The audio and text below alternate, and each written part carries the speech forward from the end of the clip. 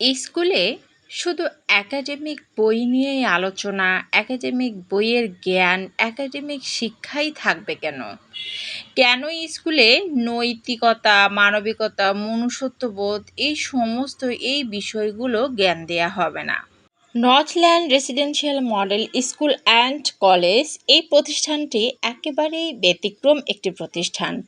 এখানে শুধুমাত্র একাডেমিক শিক্ষাই না, তার পাশাপাশি মানবিক, মনুষ্যত্ব, নৈতিকতা সব বিষয় নিয়ে শিক্ষা দেওয়া হয়।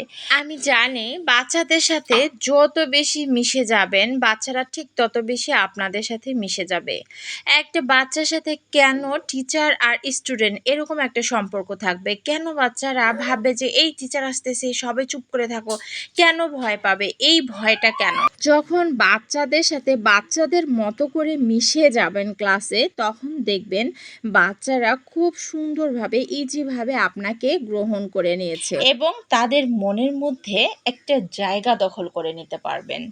আমি আমার কথা বলি, আমার ক্লাসের প্রত্যেক বাচ্চাদের সঙ্গে আমি সেভাবেই মিশে যাই যেভাবে বাচ্চারা চায়। আমি আমার ক্লাসে গিয়ে আমার বাচ্চাদেরকে বলেছি যে আমি কিন্তু তোমাদের বান্ধবী, ফ্রেন্ড, ঠিক আছে? টিচার মনে করবা না। তো বান্ধবী মনে করে তোমাদের মনের মধ্যে যা আছে বা যা চলতেছে সব কিছু খুলে বলতে পারো। তো এভাবে তার সঙ্গে মনের ভিতরে ঢুকে গিয়ে আমি মিশে গেছি। ওদের একদম অন্তরের কথাগুলো জেনে ওরা যদি ভুল পথে যায়, অন্তরের কথাগুলো শোনার পর যদি মনে হচ্ছে যে না, এটা ওরা ভুল করতেছে, তাহলে ওদেরকেই সঙ্গে সঙ্গে শিক্ষাটা দিচ্ছি যে এটা করা যাবে না, এটা করলে তোমার এই বিপদটা আসবে। তো এই সমস্ত বিষয় নিয়ে যখন আপনি একজনের সঙ্গে আলোচনা করবেন, তখন দেখবেন যে অটোমেটিক্যালি সে ওই পথ থেকে সরে গিয়ে নতুন একটা পথ বেছে নেবে।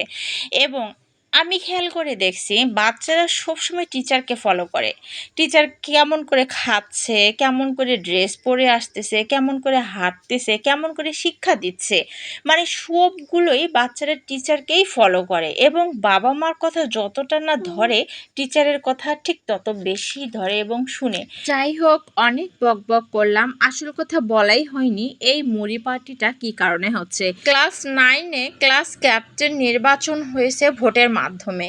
একজন ক্যাপ্টেন, তার সাথে সহ ক্যাপ্টেন, আর এই নির্বাচনটা করতে আমি তাদেরকে সাহায্য করেছি। এই কারণেই ওরা ক্লাসের মধ্যে মুড়ির একটা আয়োজন করছে যাতে সবাই মিলে স্বল্প মূল্যে কিছু ভালো মুখরোচক খাবার খাওয়া যায়। তো সব উপকরণ নিয়ে আসছে ক্লাসে এবং আমাকে ডাকা হয়েছিল যে ম্যাম, যেহেতু আপনি শুরু থেকে ছিলেন শেষ পর্যন্ত আপনিও থাকবেন, ঝালমুড়িটা আপনি নিজের হাতে বানাবেন এবং সবাইকে নিজের হাতে সার্ভ করবেন। তো সবাইকে আমি এক মুঠ করে দিচ্ছি, দেওয়ার পরে অবশিষ্ট যেটা রয়েছিল সেটা বাকি যে টিচার রয়েছে সেই টিচারকে খেতে দিব। তো এই ছিল আজকের ভিডিও।